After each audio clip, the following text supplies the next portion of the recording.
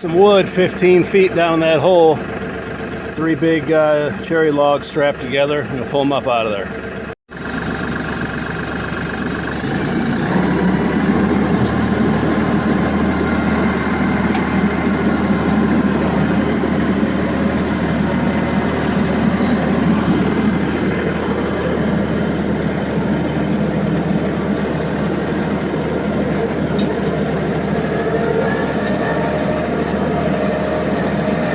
Here they come, right around that tree.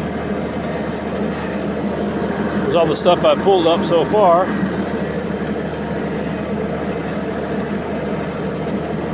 Oh yeah, gotta love it.